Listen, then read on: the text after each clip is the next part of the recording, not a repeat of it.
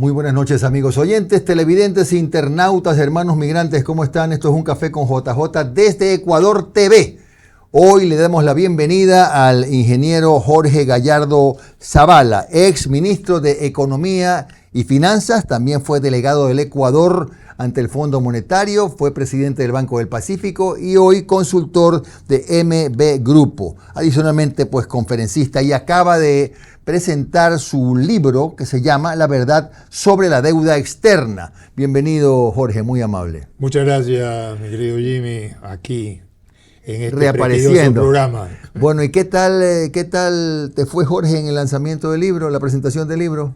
Muy bien, gracias a Dios, una gran organización. Qué bueno. Por parte de la Universidad de Especialidades de Espíritu Santo, fue lleno completo y la verdad es que me siento muy honrado de todos quienes asistieron a esta presentación y esperamos que ahora en este mes de noviembre hacer ya un trabajo más académico en la Escuela Politécnica, que estamos organizando una reunión con profesores, estudiantes e invitados especiales para alrededor del tema de la deuda, para poder discutir el contenido del libro. ¿Y qué te motivó, Jorge, a escribir sobre la deuda de la que tanto se ha hablado y sobre todo un tema en el que hay tantas cifras contradictorias? Claro.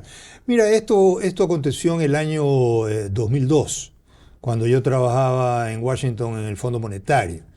Y un buen día entré a la biblioteca del fondo y me encontré con información verdaderamente importante sobre la economía de varios países del mundo, de América Latina y de Ecuador.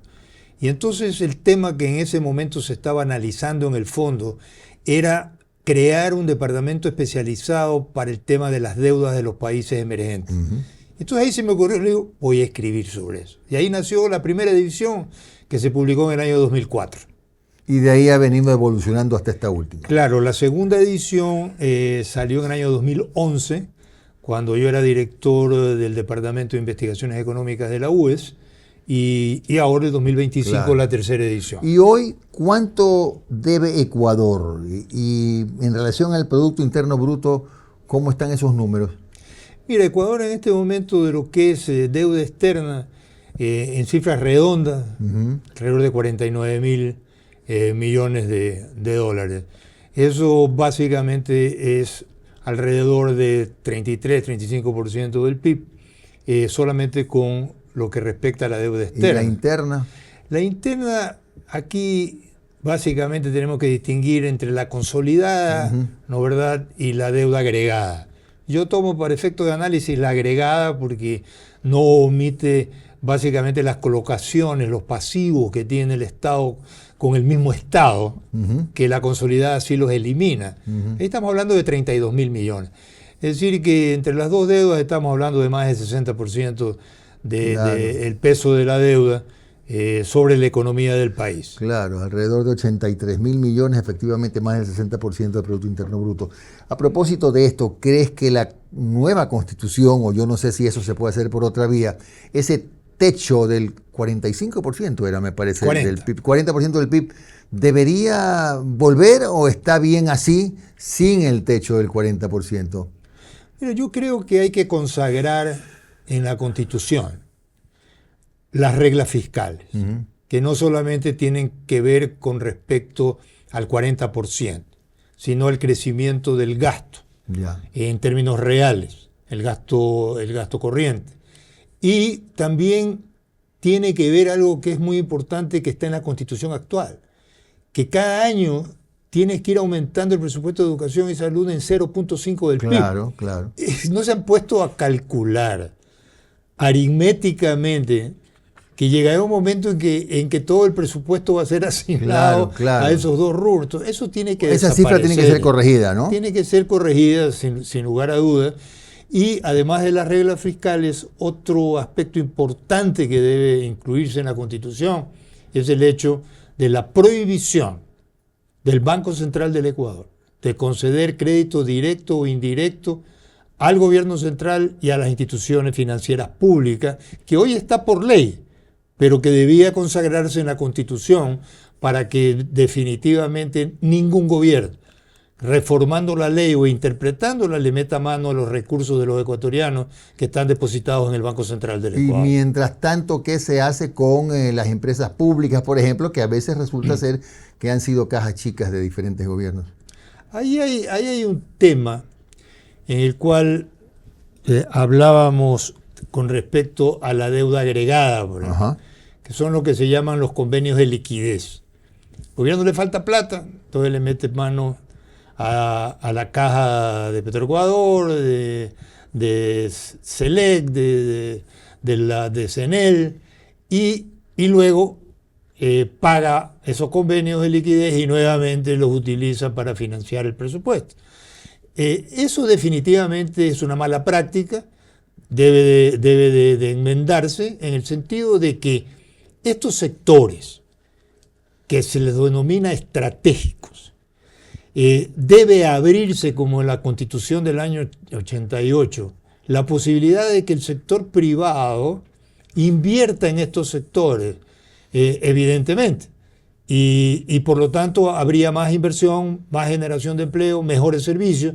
Y los contrarios dicen, pero va a haber abuso si la empresa privada entra a ser dueño, por ejemplo, de la electricidad, de la distribución. Eso no es así, porque básicamente lo que hay que crear y reforzar es la institucionalidad de control del sector, en este caso eléctrico, para que la empresa privada no pueda aumentar tarifas porque se le ocurre, sino a través de estudios técnicos que sean avalados por el organismo de control. Claro, y podríamos hablar de un sistema tipo concesiones, ¿verdad?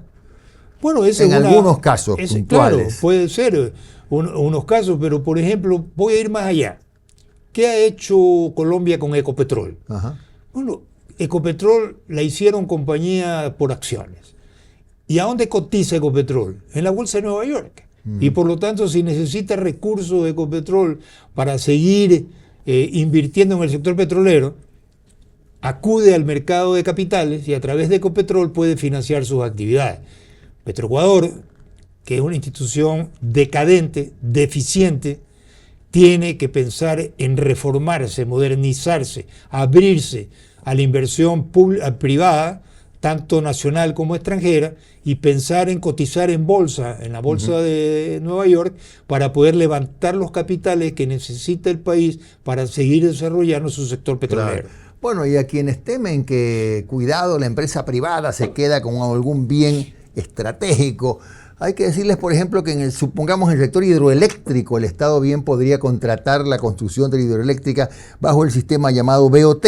Construye, opera y devuelve, es decir, el Estado nunca deja de ser dueño del bien. Así es, yo creo que hay varias modalidades, Jimmy, para que los ecuatorianos se sientan seguros de que no se disminuye su patrimonio, sino que su patrimonio está ahí, sino que está administrado por una empresa del sector privado que la está haciendo eficiente, suministrando servicios que nos benefician a todos los ecuatorianos. Jorge, ¿cuándo explotó el gasto corriente? O sea, ¿cuándo ya se sobredimensionó, nació el llamado Estado obeso? ¿En qué año, en qué periodos fue que se dio esta situación? Mira, en el año 2008 es donde verdaderamente se dispara el gasto corriente, el gasto público en general. Y pegamos un salto cuantitativo verdaderamente importante. Alrededor de un 23-24% del PIB a más del 40%. Y ese nivel de gasto que comenzó en el año 2008 no se ha podido bajar hasta la fecha. Es decir, los gobiernos sucesivos, después del 2008, todos ellos han tenido que lidiar con un Estado sobredimensionado y pensar la forma de cómo financiar este Estado, como usted lo ha dicho, obeso, que actualmente los ingresos internos generados por los impuestos internos o las participaciones por petróleo, etcétera, no alcanzan para poder financiar el gasto público y por lo tanto vemos cada año más deuda interna, más deuda externa y todos estos mecanismos internos para poder financiar el presupuesto. Ahora, yo siempre uso como ejemplo, tenemos un par de minutos, al Perú, ¿no? ¿Por qué no pasa en el Perú lo que ocurre acá?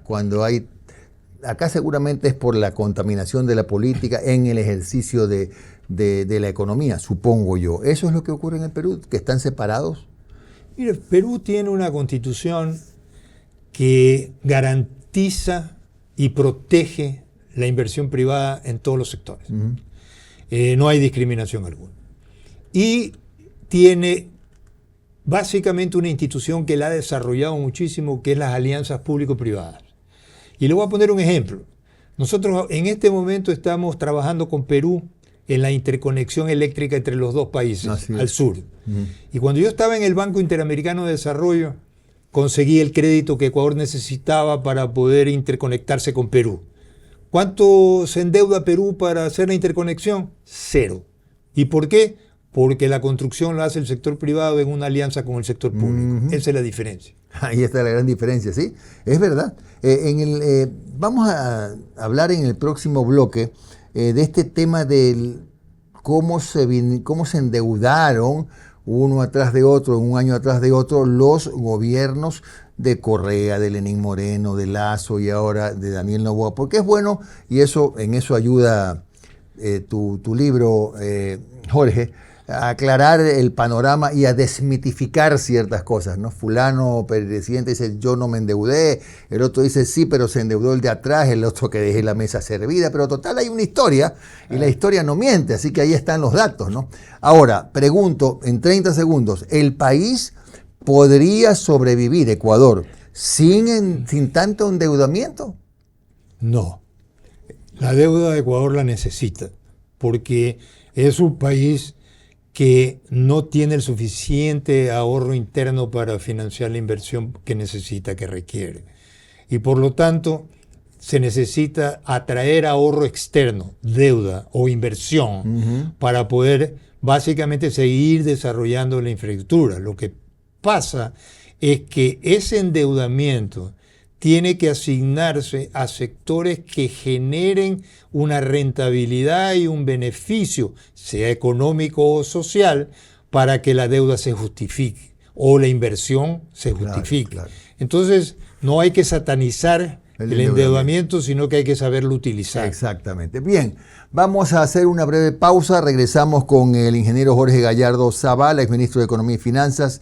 Fue delegado del Ecuador ante el Fondo Monetario Internacional, fue presidente del Banco del Pacífico y actualmente consultor de MB Grupo. Vamos a continuar con el tema de la deuda, por supuesto, y bueno, hay que plantear por lo menos cómo se puede comenzar a pagar y que un compromiso de esta naturaleza no asfixie el presupuesto de cada año como ocurre en este país.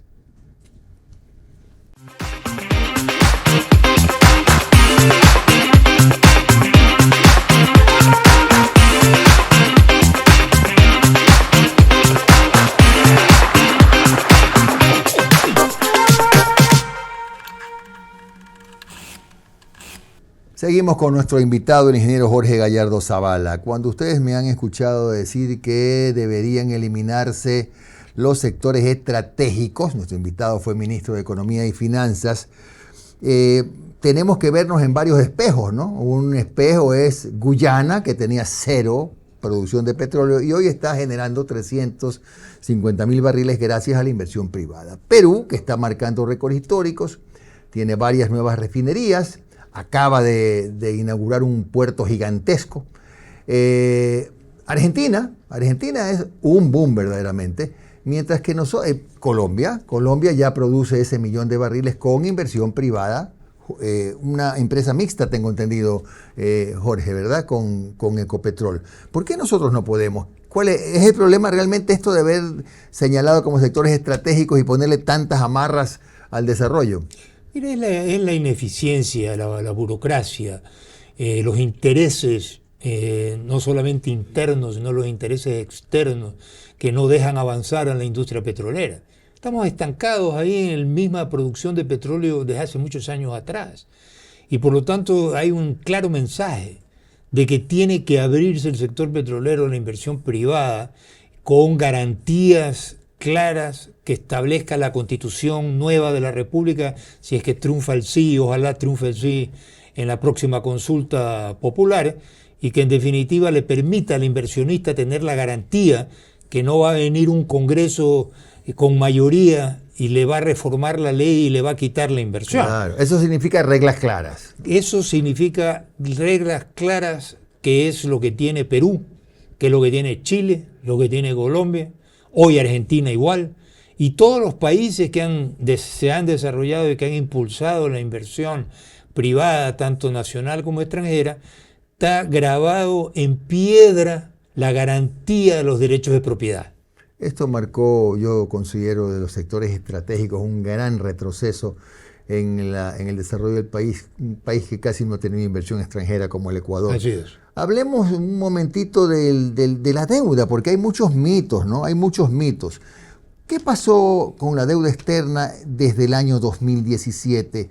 ¿Cuál era el nivel, más o menos redondeando, del endeudamiento en el país cuando recibió el mando el gobierno del año 2017? Mira, el 2017 el nuevo gobierno hereda un país en una crisis de liquidez y de sobreendeudamiento muy grave.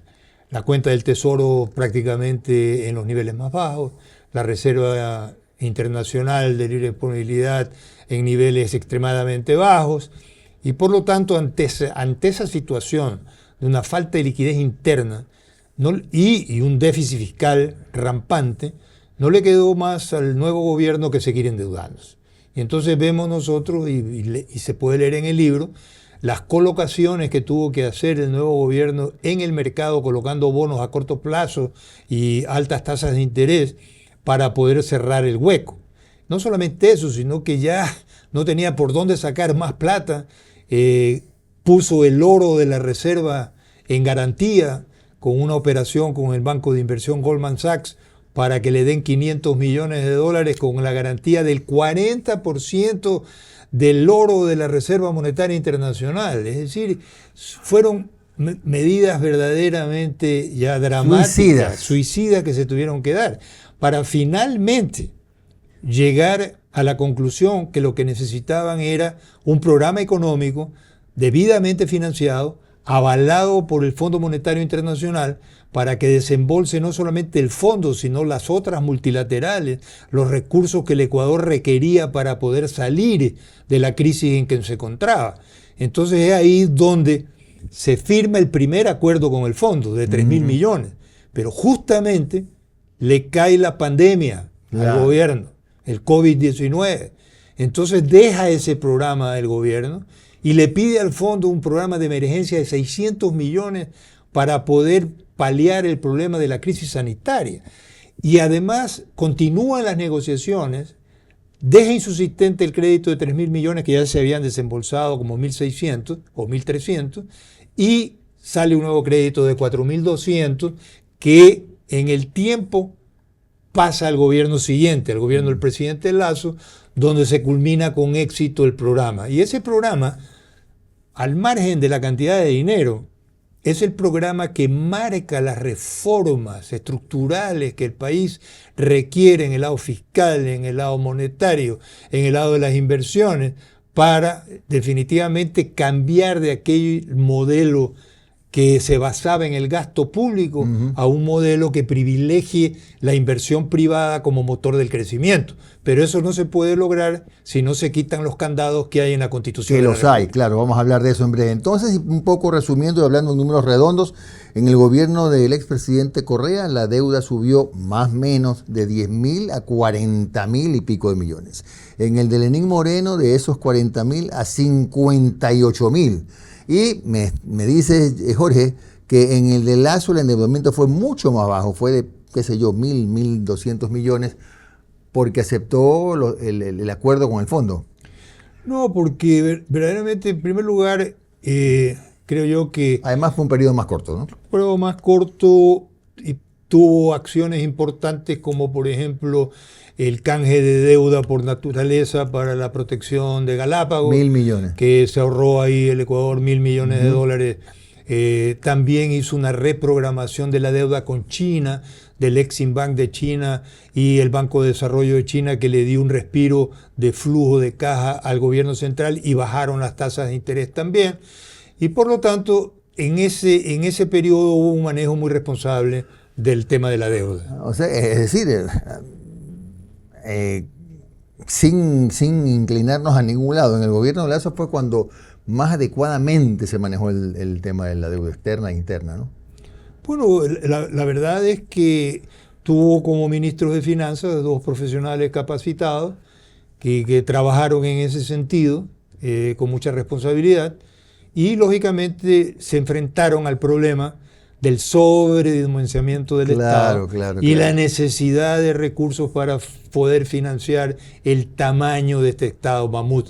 Claro. Entonces es importante nuevamente mencionar de que en la nueva Constitución, que ojalá lleguemos a ella, se vea con mucho criterio el tema del tamaño del Estado para diseñar un Estado que los recursos internos puedan financiarlo sin ningún problema. Claro, es decir, al parecer estamos ante un Estado demasiado grande y exigente. Ya, ahora bien, en los próximos meses el gobierno tendrá que enfrentar el pago, honrar más de 10.000, 11.000 millones de dólares entre capital e intereses por el tema deuda.